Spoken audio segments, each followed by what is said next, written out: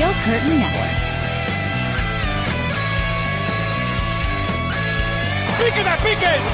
¡Pique the Pickens! ¡Pique the Pickens!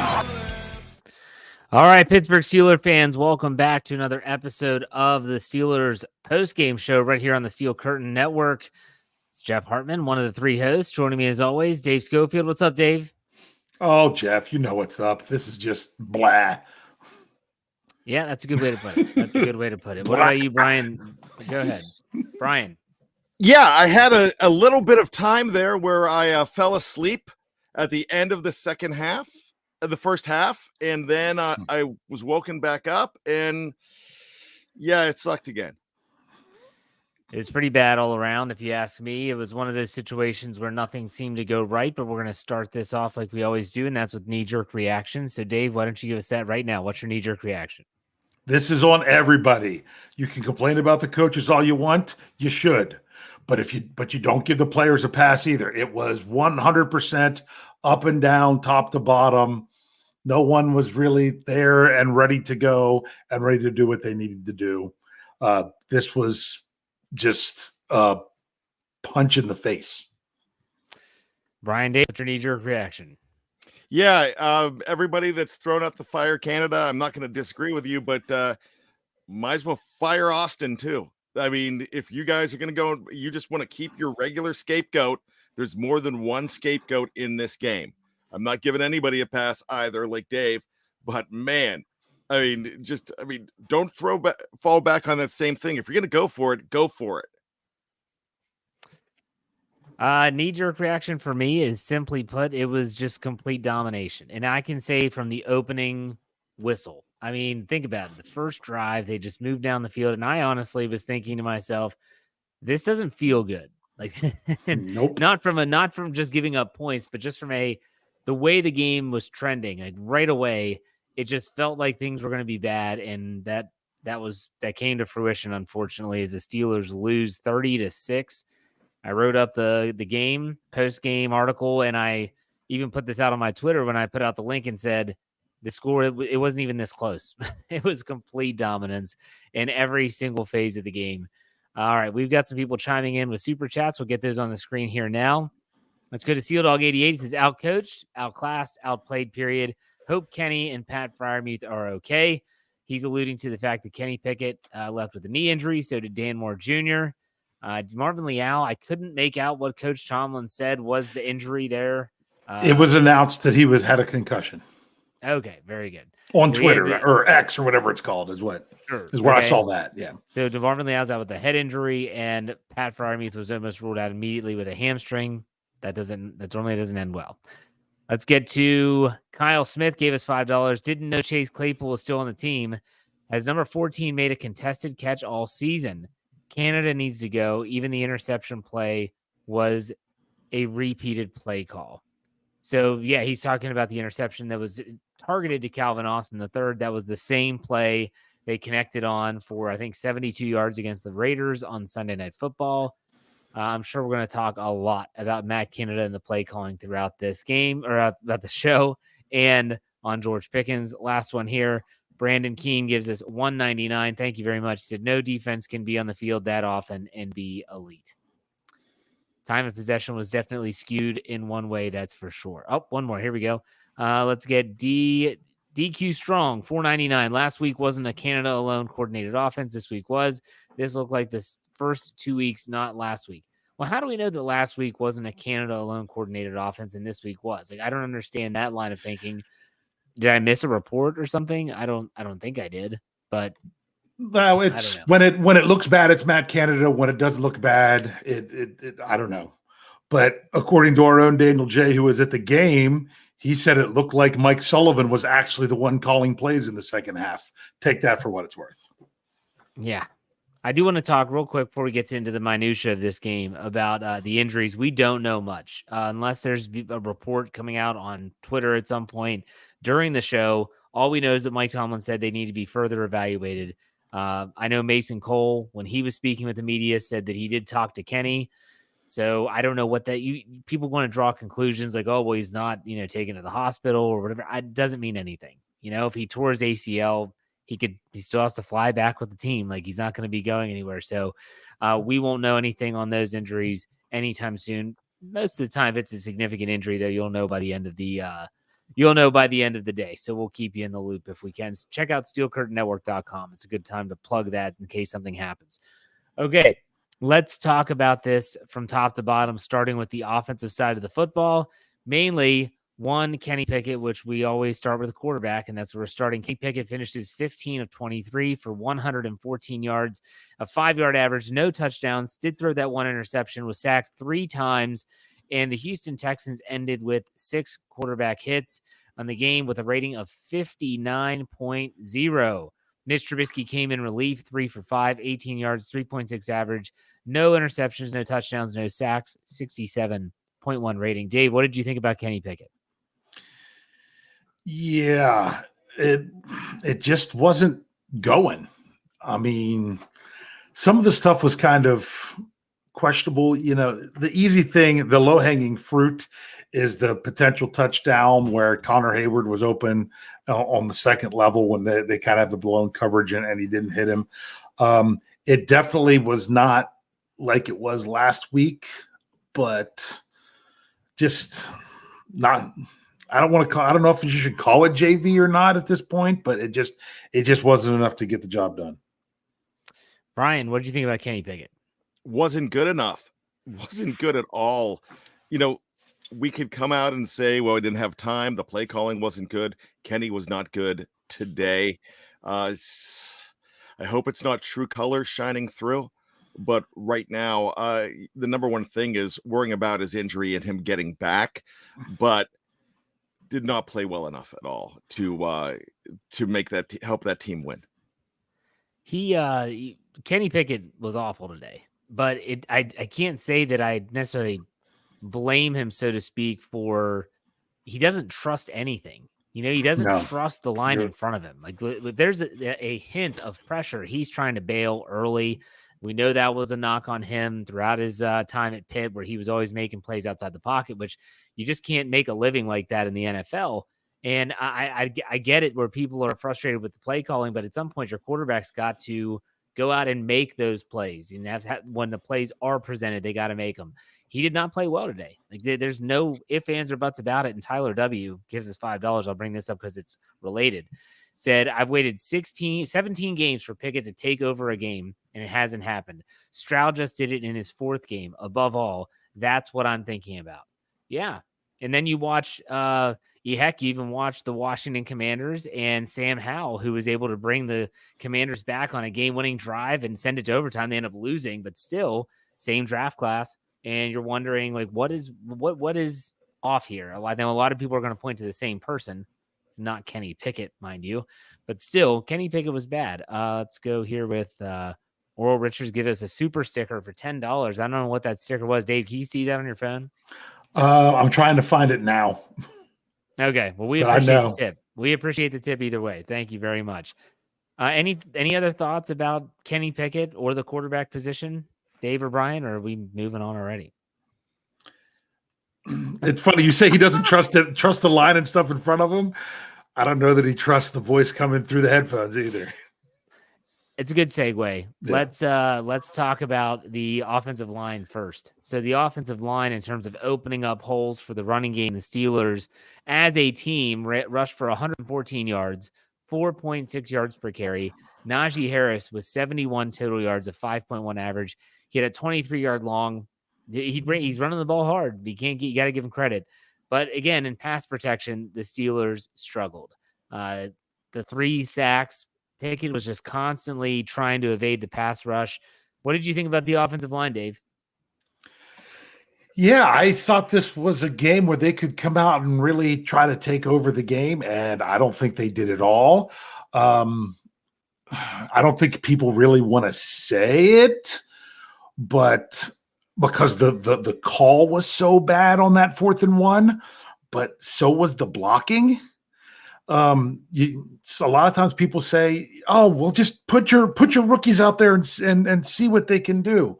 Well, I don't think the Steelers wanted to put Broderick Jones out there in that situation, and it was his guy that hit Pickett. I'm not ready to say it's all on him. I tried to go back. I can't rewind the game with stupid Sunday ticket. So I couldn't find another shot to see what his block looked like on that play. So maybe someone will help me with that. But all in all, I didn't think the line got it done. I mean, my goodness, the one time, I don't know that it was completely on Mason Cole when he ran into Najee Harris in the backfield. It could have been that was a combo block, and Herbig wasn't – something didn't go right there either. A couple times Najee Harris bounced off of Darnell Washington. Just the blocking in all was not what it needed to be in order for the Steelers to be successful. Yeah, Bryan, go ahead. You're limited when you have a line that has not been fantastic and you lose James Daniels from the get-go, and then Daniel Moore Jr. goes down. And when that happens, you're bringing in Broderick Jones. Is he ready for prime time? No, not yet. He's not ready for prime time. Is he ever going to be ready for prime time? Let's hope. Let's hope there's growing pains. And that's all you need to say. And this is a talent issue on the offensive line. And that's all it is. So we're going to start seeing all these calls for Munchak. Mike Munchak cannot fix this talent on this line. So stop it. I mean, think about the statement that you make when you're talking about a team and an organization that said they were going to come out and completely kind of revamp the offensive line the last 2 years. And for us to say that it's completely ready to happen again. When you think about, you give Chooks a core for the big time deal, you hope that a 4th round pick and Dan Moore can hold up at left tackle. You take a 1st round pick, put it at left tackle. You go out and sign James Daniels, Mason Cole. You get Isaac Seumalo this past offseason. I mean, what does that say about some of the moves that have been made the last 2 years along the offensive line? If now, after 4 games, we're saying this group's just not good enough, it's just not good enough. I understand, and I agree they're not good enough. But at the same time, this bleeds well beyond this one game. This bleeds well beyond just this one poor performance. I don't think that, last year, the Steelers got unbelievably fortunate with all 5 of their starting linemen playing every single game.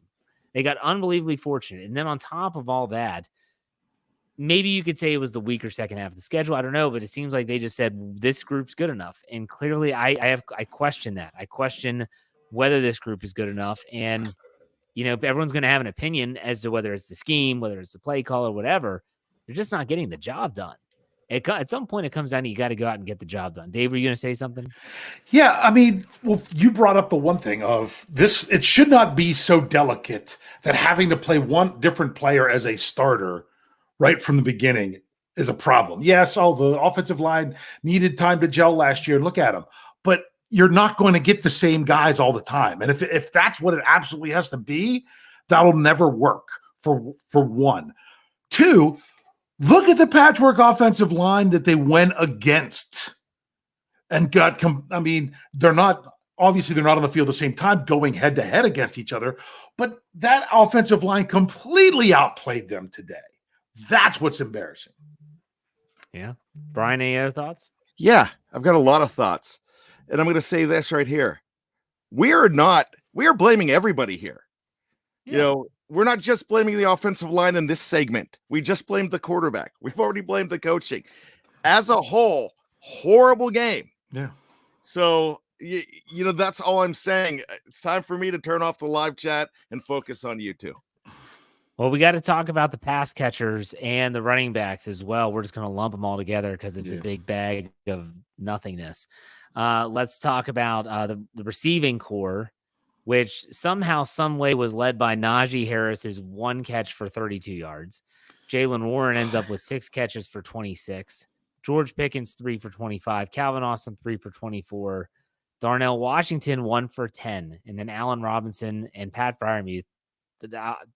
I'm about to go off on Pat Freiermuth, not right now, though, but 3 for 7 on 4 targets. And then the rushing. With a long of 9. What's that? Oh, yeah. 7 yards with a long of 9. It's a great point. I totally overlooked that. And then rushing, Najee for 71, Jaylen Warren for 29, Kenny Pickett for 9, Calvin Austin 1 for 5. Najee was averaging 5.1. So not a bad average for him and not a bad game for him, to be honest. What are your final thoughts about the offense here before we get to some of these super chats, guys? Dave, we'll start with you. The run game started to get going to start the second half, where the Steelers still had an opportunity to do something. And they actually did put themselves in a situation where they could have sparked something. They got the field goal. They got the 3 and out. They were running the ball well. It was almost too little, too late almost, and it ended up being too little, too late. I said it after the last game when you sometimes you look at the yards, and this is with the Steelers or even their opponents, sometimes you get more yards when you're getting rushing when it doesn't really matter. Najee Harris started really running the ball and doing it there in the third quarter at a point to try to spark something with this Steelers team. And that's why it was their best rushing out game of the season, just because of that. But it's not enough to carry everything, especially when you dig yourself in a hole that bad coming into the third quarter was the bigger problem. The passing game was just so disappointing all around. Yeah. Bryan, what are your thoughts? I loved what Najee Harris was doing as far as heart and effort, and he was doing it in some places without a lot of help. And for everybody that's been calling for Jaylen Warren, there's probably a reason too, because he could not hold on to the ball twice. And I'm going to tell you, I realize he only had one fumble credited to him. He had no turnovers because Kenny Pickett did bail him out on one. The other one, his knee just got down, but he still didn't hold on to that football, regardless of being down or not. This is a situation where, sometimes you say, well, the receivers still did their job, or the running game. Najee Harris was like the only glimmer of, I think, positivity from the offensive side of the ball. Yeah. I can't think of anyone else. George Pickens wasn't coming down with contested catches. Calvin Austin made a nice catch, but at the same time, the deep ball, you hope that he can somehow try and knock it away. That's a tough play. I'm not going to. Yeah, that ball wasn't thrown well. He was open. He actually was open. Yeah. I will say this, that tomorrow on Let's Ride, I am going to talk a lot about Pat Freiermuth in a not very glowing fashion. The dude looks like he doesn't want to be there. The dude looks like he wants nothing to do with blocking. He wants nothing. He probably is unbelievably disheartened by the way that the offensive scheme is looking and how he's not being utilized the way that he was probably hoping. He looks like he is absolutely just done. And I've noticed it. I've noticed it the past few weeks, haven't said anything. And yes, he leaves with injury, but still just rough, just a rough outing all together. All right, let's go with some super chats here, because I know they're going to get into what everyone wants to talk about today. But before we do that, let's get Afton. She gave us $2 to Afton for it. Thank you very much. He said, what do you think about Brojo, improvement or not? That's Broderick Jones. Dave, what were your thoughts? I would say specifically right now, I wouldn't say it's an improvement, but there is the potential. There's a much higher ceiling for him to come if this is what you're going to do. I don't expect it right now, but if he needs to be the guy going forward, I didn't think it was. Let's just say this: he didn't stand out as a bad player on a good offensive line. That obviously didn't happen. Right. So there is a much higher ceiling potential for him now. I just don't know that he was there yet. Bryan, what are your thoughts on the rookie left tackle? I don't think there's enough of a sample size yet, but I don't think he was terrible. I don't think he was fantastic. I thought he was there. I do like the nickname though, Brojo. I will say this. I saw him make plenty of mistakes.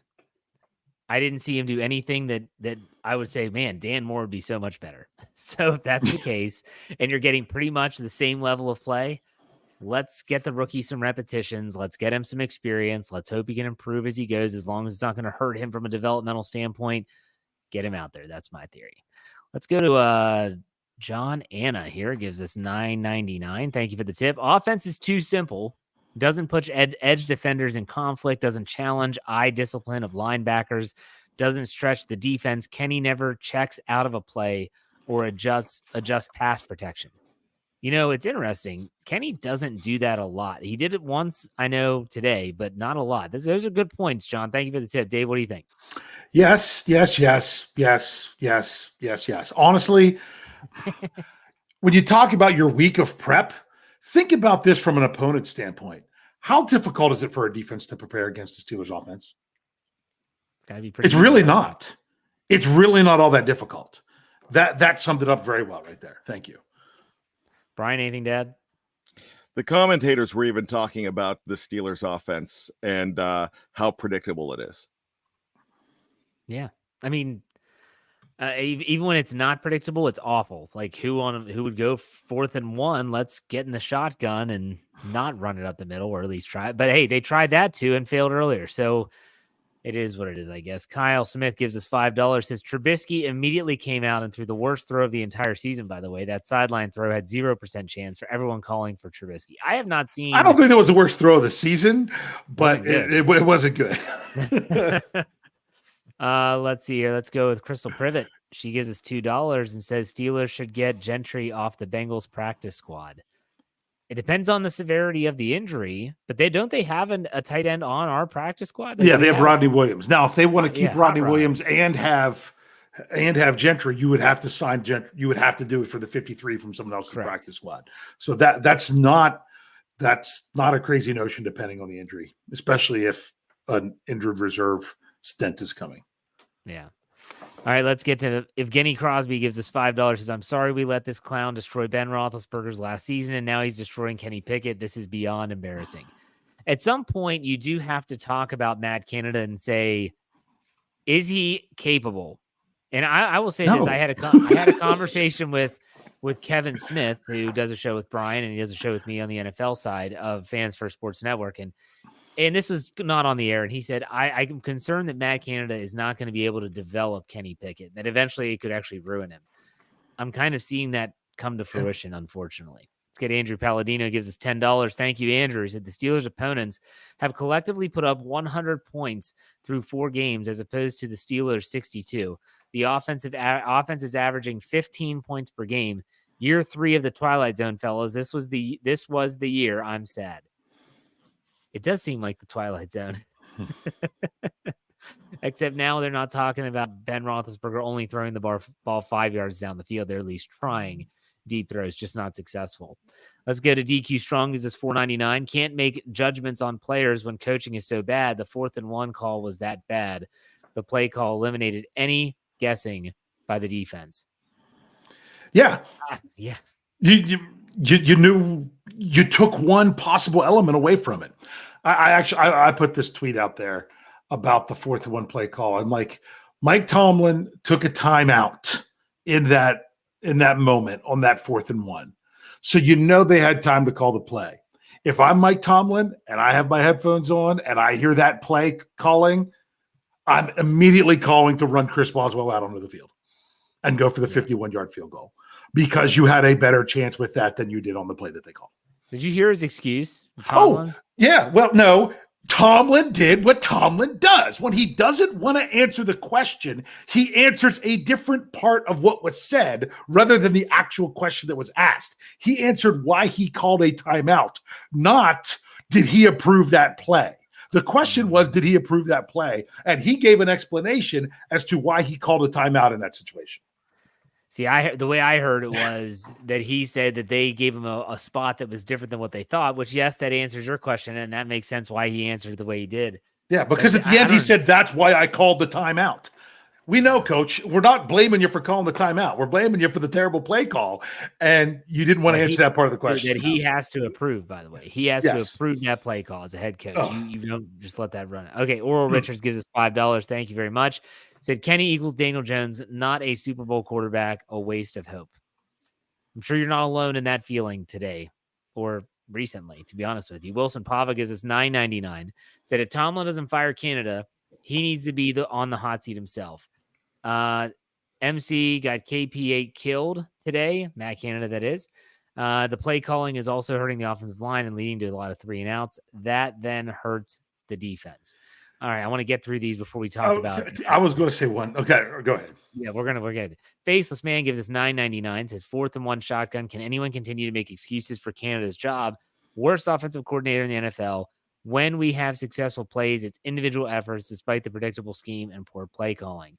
Let's go to Crystal Privet again. Gives us $2. She says Najee the only one on the offense who seemed to give a damn, and you can't tell me otherwise.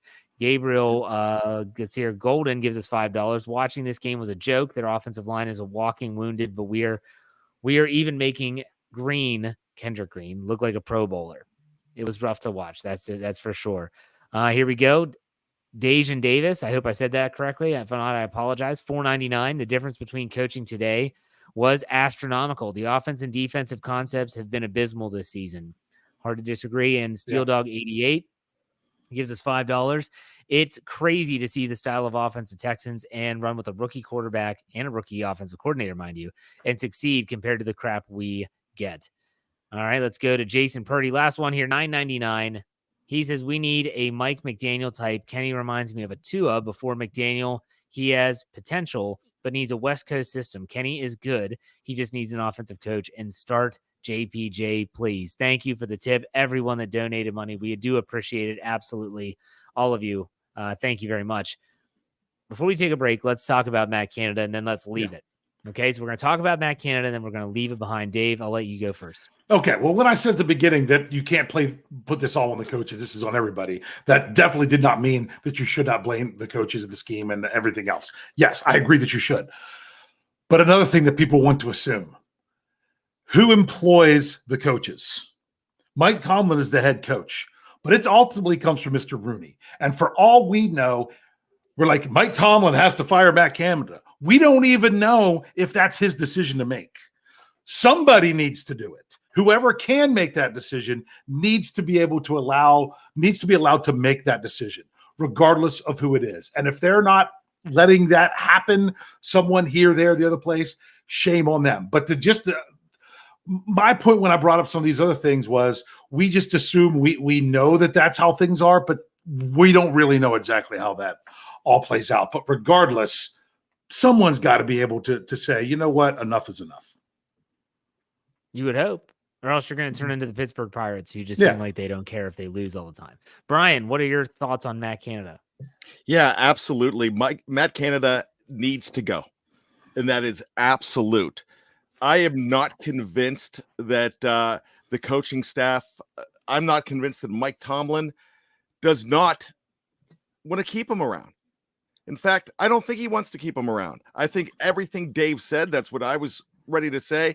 Mike Tomlin has a boss too. The Steelers ultimately have an owner problem right now, and that kills me to say, especially with the guys named Rooney. You've had so much excellence with the name Rooney. Art 2 is a problem, and that's exactly what it is.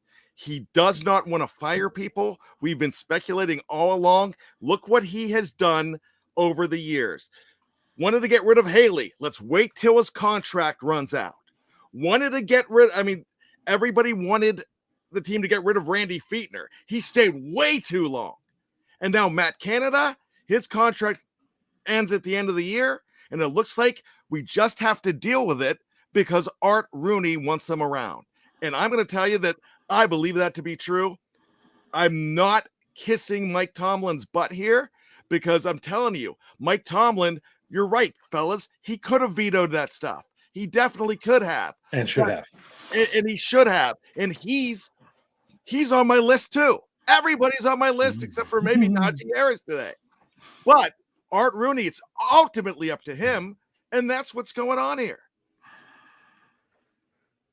You're right. It goes all the way to the top. But here's the thing. Like someone on Twitter after the game, they said, oh, Jeff, like now's the time, right? Where we're going to start seeing some changes. And I said, in most organizations, yes. With the Steelers, no. I don't see anything happening. Can you anyone imagine Mike Tomlin on Tuesday going in front of the media saying Matt Canada has been stripped of his play calling duties? Anyone predict that happening? Even if he did do it, he's not going to say it. He's not going to tell anyone. No, and that's he's the not. thing. It's funny because I don't know. Daniel. I said that about what Daniel J said. And I'm just saying there's a lot of different ways to look at it. I don't know that that's true at all. Please don't think that was.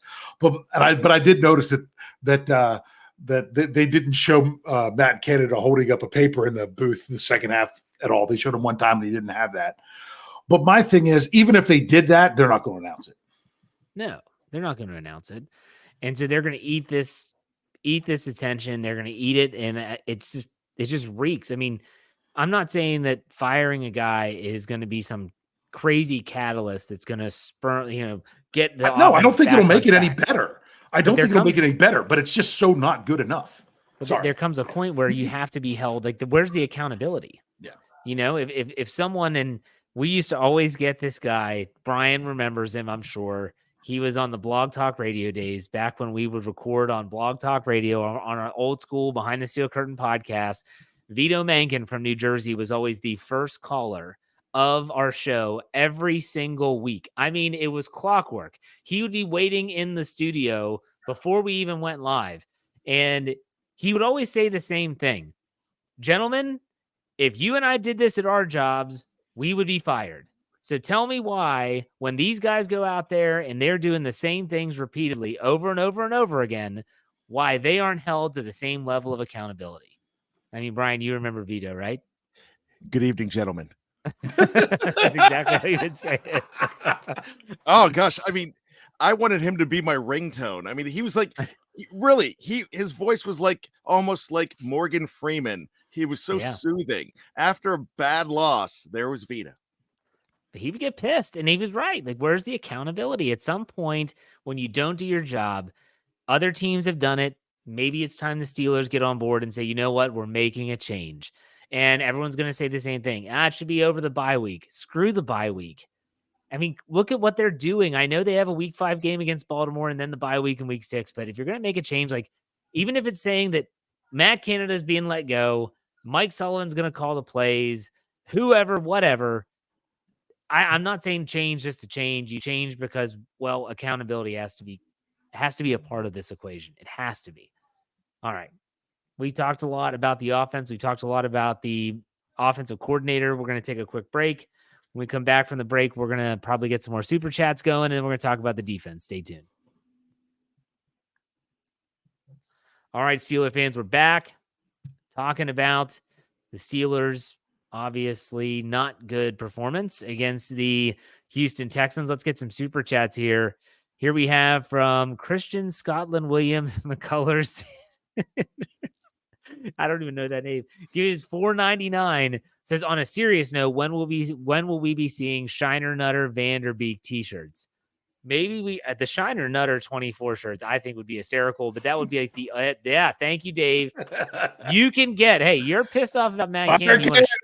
You want to show it. You can go to that website under you see at the bottom of the video. If you're listening in audio, it's scnstore.itemorder.com. That's scnstore.itemorder.com. You can get the Fire Canada shirts in gray, black, gold, whatever.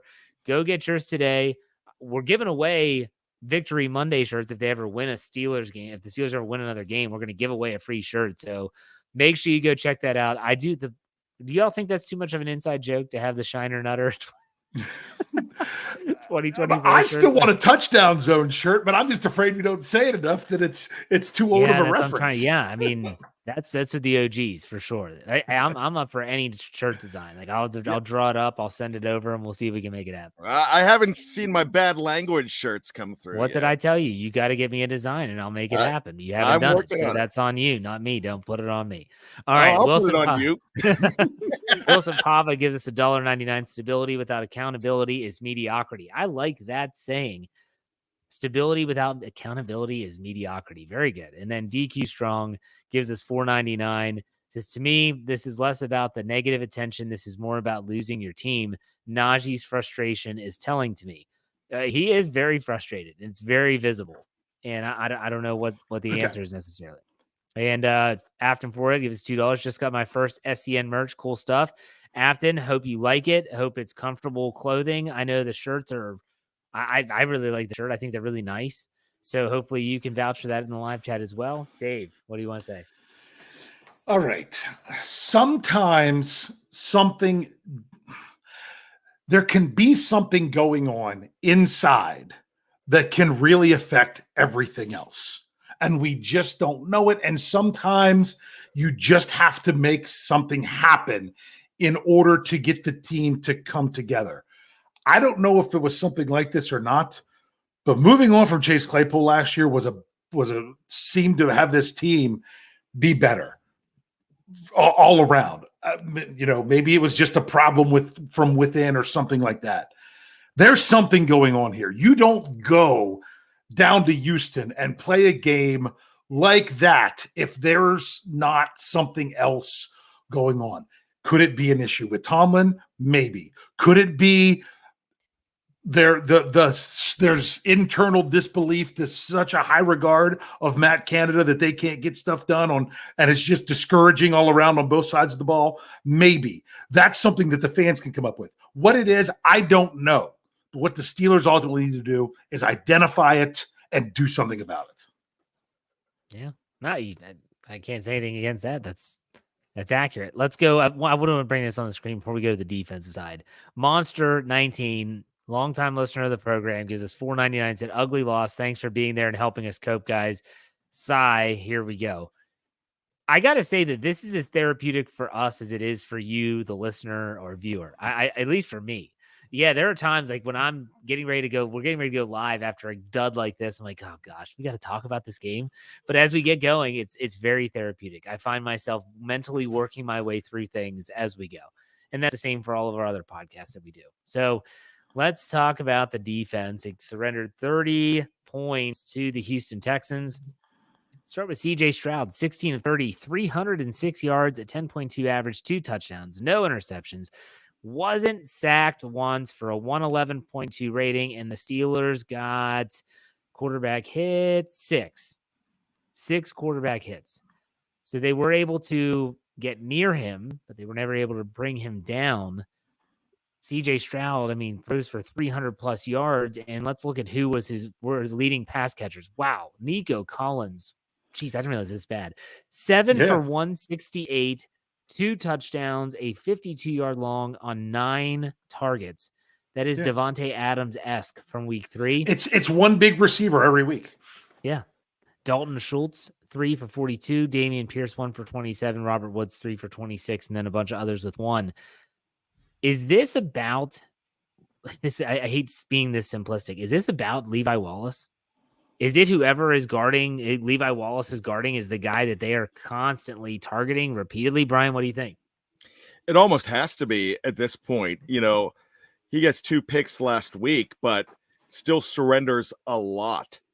And, the picks are great and the picks help you win games, but he's surrendering a lot more yards than he is picking off passes. So, yeah, I would say that he definitely is the problem here. Joey Porter Jr. is hardly getting any defensive snaps, or at least I'm not noticing them at all. In fact, at one point, I think I did see him out on the field walking off next to another player on the opposing team, and he looked like a man among boys as far as how tall he was coming through. But why is he not getting on the field? We talk about putting the rookies in and seeing what could happen, but we already saw glimpses of what could happen with Joey Porter Jr. And I think we're seeing a lot of devastation when Levi Wallace is in there 24/7, or at least every play, 60 minutes a game. At that point, you're like, maybe that's where you do bite the bullet and make a change. I think it is a Levi Wallace problem at this point. On the other side of the ball, Pat Peterson, who I have praised a whole heck of a lot, looked rusty today. This is the worst I've seen Pat Peterson play. Dave, what do you think? Is it a Levi Wallace problem? I don't know if it's completely a Levi Wallace as a player problem, or if it's how they are defensively scheming this and utilizing and the situations they're putting Levi Wallace in. I can't tell you. It's one of those two things. So I'm not ready to say it's one over the other, but bottom line is either they've got to do something more. Because I mean, on the very first play of the game, he makes a nice play, So it's not that Levi Wallace can't make plays. I don't think Levi Wallace is in their long-term plans beyond this year.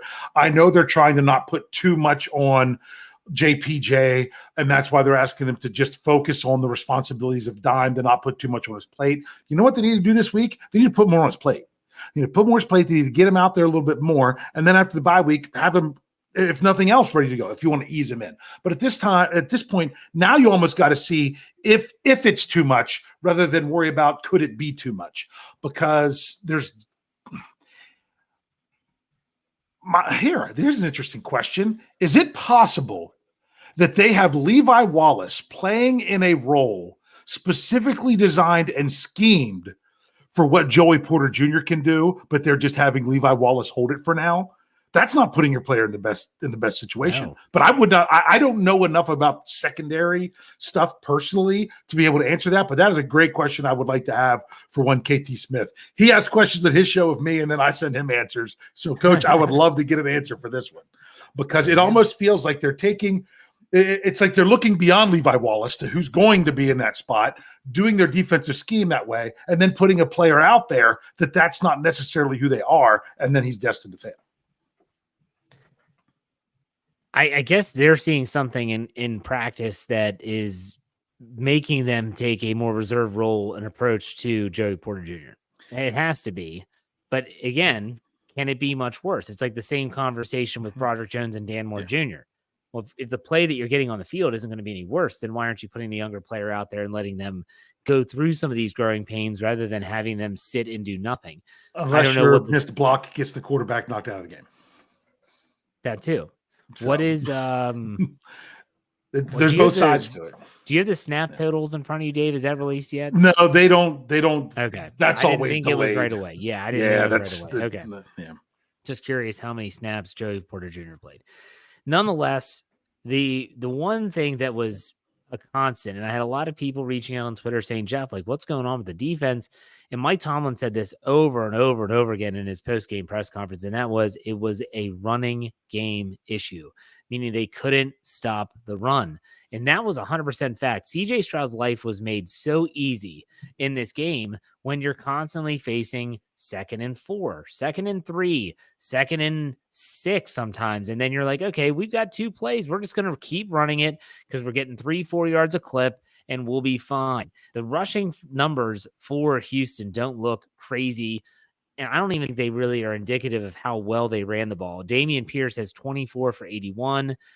Devin Singletary, 7 for 25. Stroud ran 4 times for 16 yards. Tank Delph, 2 for 13. So they only rushed for 139. It's you're like, oh, 139 yards. It's not like a crazy 200-yard rushing game. It was the efficiency at which they did it. I mean, they couldn't stop the run to save their life, and then it was setting up these obvious and easy passing situations for the CJ Stroud and company. Just awful. Just really, really bad. Mike Tomlin pointed that out. They do miss Cam Hayward, but like I've said, like when TJ Watt goes out and you lose, but you can't say that you're one guy. Like it's 1 of 11. It's not just one guy. So really, really tough. Bryan, what's your thoughts on the defensive front or the rush defense? You know what? I thought Dameon Pierce ran the ball very well against his team. I thought everything on the defense was pitiful in the first quarter and the fourth quarter. I actually, besides the third quarter, I would probably say, yeah, really, really bad the whole way. Played a little bit better in that quarter. Just not good enough. And you're right. Other players need to step up without Cam Hayward because Cam Hayward's not there much longer anyways when he does come back. You know, he's probably going to be year to year pretty soon if he's not there already. So there's a problem on the defense. It showed up today. Really, the reason they didn't run more wild and Pierce didn't run more wild on this team, because Singletary did well as well, Devin Singletary, is just for the fact that they had the passing game going. They had both going. It was kind of embarrassing all the way around on defense as well. Let's get to some super chats here. Yeah. Dennis Paviak is his $5, said the standard unfortunately is no one is held accountable, period. Okay. Rod Nizer gives us $5. In Canada's defense, he is the best preseason offensive coordinator in NFL history. Hey, can't take that away from him no matter what. Tyler W gives us $5. Said the Steelers can't rely on defense's biggest strength, the pass rush, when behind 2 scores, which exposed them. The defense didn't help itself early. They missed Cam. I will agree that they missed Cam. And then Afton gives us $2 and says, whatever happened to that man defense? They're not really running a lot of it. Every time you're seeing an issue, it's like, well, they're picking apart that zone. I want to ask you all a question before we get into specifics here. Can someone ask me or answer this? Everyone wants to rail on Matt Canada, right? Like everyone's like, fire Canada, fire. Hell, we made a freaking t-shirt that says it. But still, where's the angst towards Terrell Austin? Why does Terrell Austin never get the anger and vitriol from the fan base that Matt Canada does? Is it because they spend a ton of money, because they have a bunch of superstars like Minka Fitzpatrick and TJ Watt on that side of the ball? What is it? Because I see a lot of schematic issues with the defense, almost as many as offense. Dave, you want to talk? Go ahead. Because most Steeler fans believe Mike Tomlin is really the one running the defense, whether that's true or not. So then the angst towards, okay, go ahead, Brian. So that's part of their Tomlin blame. Yeah. Got it. If you listen to me at the beginning of the show, I said, hey, why aren't we talking about Austin either? Here's the thing. Austin's next. As soon as Matt Canada is out that door, this team needs a scapegoat, and they will find one. And that is going to be the fan base needs the scapegoat on this team, and that is going to be Terrell Austin next. Now, however, I'm just saying it's not the fact that we have to blame somebody all the time. There is just the fact that we're having problems with the defense. The defense should be better. They show glimpses of being great. They should be better here. And, a lot of people are saying, hey, it's still the defense never gets the chance. They're on the field way too much. Defense was on the field first in this game, and they let the Houston Texans set the tone. They set the tone in this game very early on. And I heard something, and it was a Matt Canada quote saying that, hey, we're not a team that plays from behind, so we have to start off quick. Well, here's the thing. They were behind from the very beginning in this game. So it's just not Matt Canada. It's Terrell Austin too. It's even Mike Tomlin. It is everybody. There is a problem here. This team is not playing well. Now, they could go out and beat the Ravens next week, and I will be praising whoever does a great job in that game. We'll call it like we see it. But this week, it's not good. There's not much to talk about.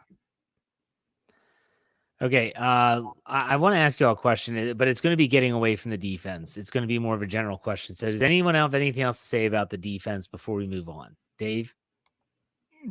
Not good enough. I mean, nothing today was good enough. It's just, they rely so much. I think it was Tyler W. that said they rely so much on the pass rush. I mean, even look at what was going on at the beginning of the second half when the Steelers, the 3 and out, the intentional grounding, the pass rush was getting there and at least hurrying Stroud. There were a number of times where, now granted, it was after they were running. Then he drops back to pass, has a long time, and then can find the open receiver. If the pass rush isn't wreaking complete havoc, what is the identity of this defense? That's really pretty much all they have. Brian, any final thoughts on the defense?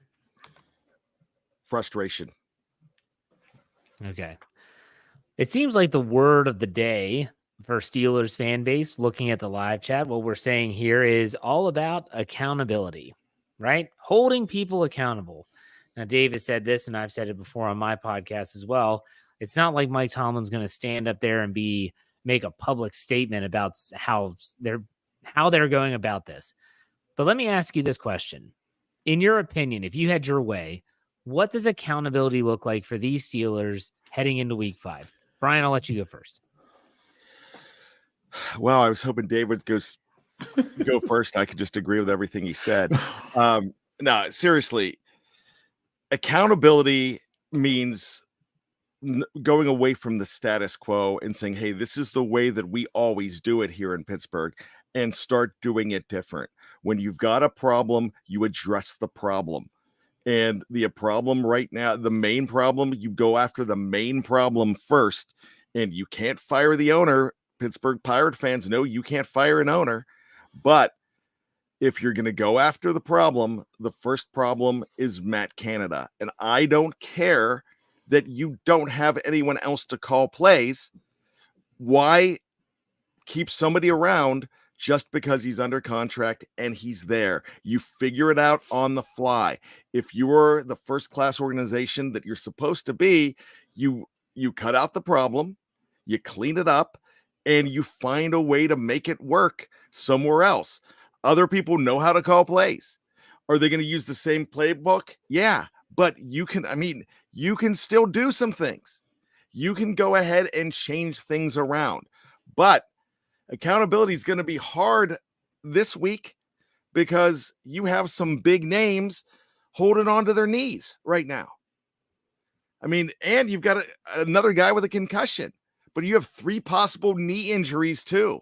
So you're going to be piecing together a whole lot more when you're getting ready for the Baltimore Ravens. And it's going to be hard to keep the guys accountable when you have a lot of people. It's going to be hard to make a huge change, even though Mike Tomlin said there's going to be changes. But what kind of changes can you make when you're going to piecemeal a team together next week? Okay. Dave, what about you? What does accountability look like? Accountability is if you know there's a problem, then you have to take care of it.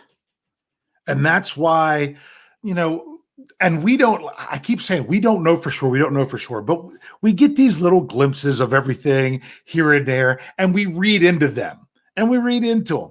And is Matt Canada the problem that the fan base thinks that he is? I'm starting to believe he is, but I can't say 100% for sure because we don't see. This isn't a Hard Knocks. We don't get to see what's going on behind closed doors, and even in Hard Knocks, you don't even get to see everything. So, but if you know that's a problem, and if the players know it's a problem, and everyone else knows it's a problem, and nothing is done to fix the problem, it is completely demoralizing. It is completely demoralizing when you know that there's a problem, yet nothing will be done to fix it. So the accountability is whoever it is, let the team fix the problems. Identify it, fix it, and you got to be able, and sometimes that's all you need to move on. You just need that spark. Or maybe it's the mojo, maybe that's what's going on, but come on. Yeah, it's definitely not good. I agree with what both of you all said. Let's get to some super chats here. Andrew Palladino gives us $2. Steelers.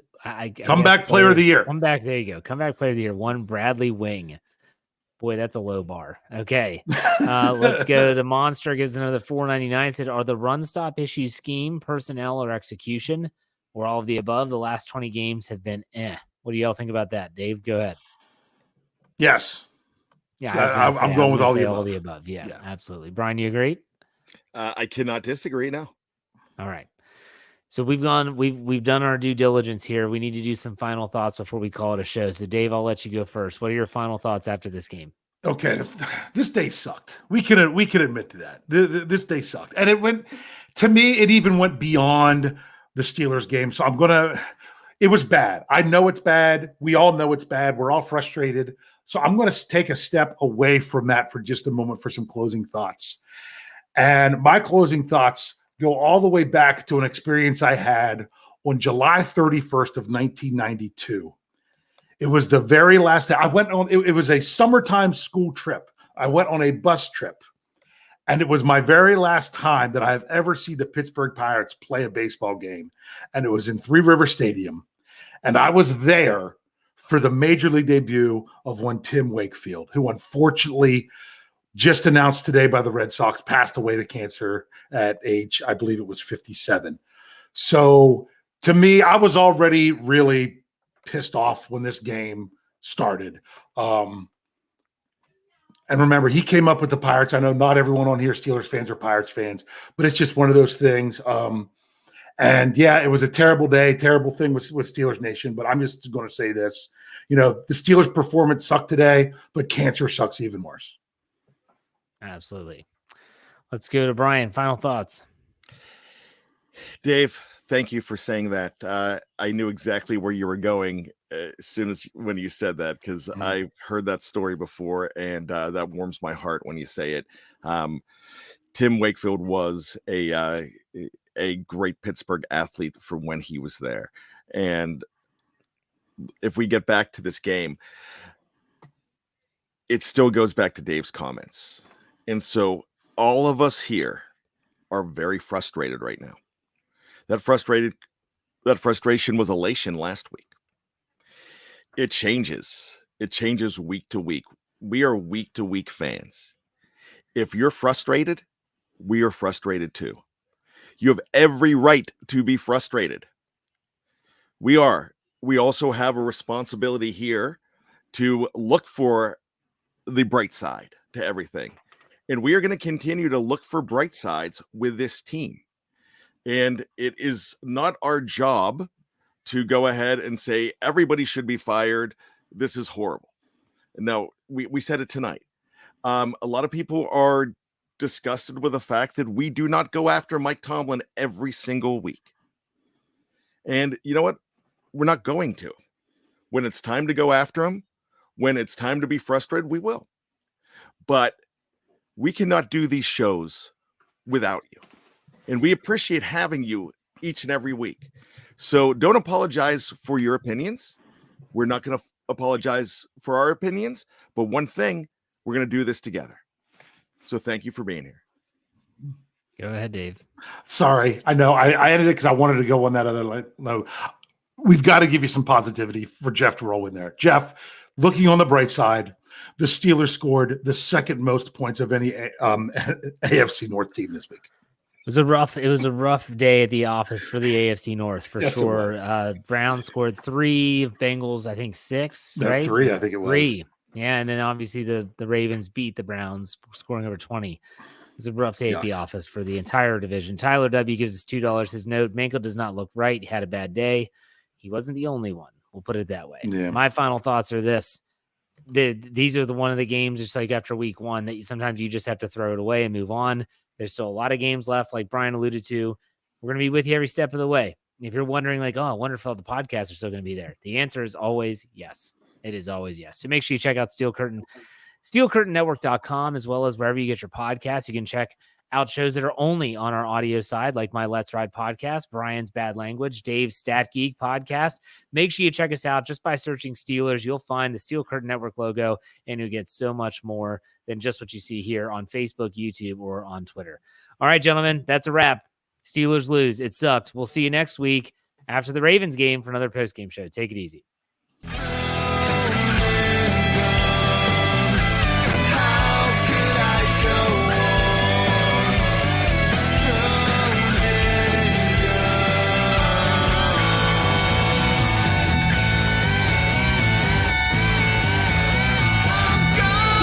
Curtain Network.